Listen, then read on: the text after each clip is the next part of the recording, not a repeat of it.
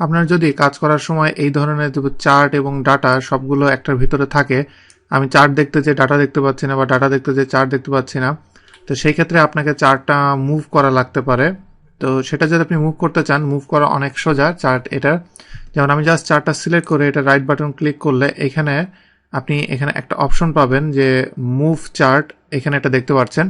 এই মুভ চার্টে আমি যদি সিলেক্ট করি তাহলে মুভ কীভাবে করবেন দেখেন। এই চার্টটা সিলেক্ট করতে গেলে নিউ শিট, যেটা আমি এটা চাইলে নিউ শিটের ভিতরে আমি সরাসরি এটাকে মুভ করতে পারি, অথবা অবজেক্ট ইন মানে হলো অলরেডি যেসব শিটগুলো এখানে আছে, আমার এখানে যেই শিটগুলো আছে, আমি যে কোনো শিটে আমি এটাকে চাইলে এটাকে আমি মুভ করতে পারবো। যেমন আমি যদি এটাকে যা প্রথম চার্ট ডাটা প্রথমটা যেটা চার্ট ডাটাতে আমি যদি এটাকে আমি মুভ করতে চাই, এটা সিলেক্ট করব, করে আমি যদি ওকে দিই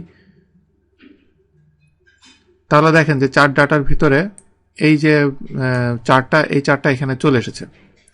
এখন এটাকে আমি যদি এখানে না রেখে আমি আবার মুভ করতে চাই, আমি এখানে এটা সিলেক্ট করার পরে ডিজাইনের ভিতরে এখানে দেখেন যে মুভ চার্ট অপশন আছে। এই মুভ চার্ট অপশনে যে আমি এটাকে আমি আবার যদি আগের জায়গায় নিয়ে যেতে চাই, যেটা কুইক লেআউটের ভিতরে ছিল, এখানে দিয়ে আমি যদি ওকে দিই তাহলে এটা আবার সে আগের জায়গায় চলে আসবে। এখন আমি এই চার্টটাকে যদি আমি আলাদা একটা শিটে নিতে চাই, সেই ক্ষেত্রে মুভ চার্ট দিয়ে নিউ শিটে দিয়ে আমি যদি ওকে দিই তাহলে দেখেন যে এখানে আলাদাভাবে চলে আসলো। এবং সবচেয়ে বড় সুবিধা হলো এখানে চার্টটা দেখতে অনেক বড় দেখাচ্ছে, অনেক নিট অ্যান্ড ক্লিন দেখাচ্ছে, এবং চার্টটা আপনি খুব সহজে এখান থেকে আরও ভালো বুঝতে পারবেন।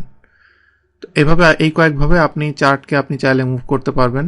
এবং আমি এটাকে আবার আমি যদি ব্যাকে নিতে চাই, একইভাবে আমি কুইক লেআউট সিলেক্ট করে ওকে দিলে আমার এটা ব্যাকে চলে আসবে।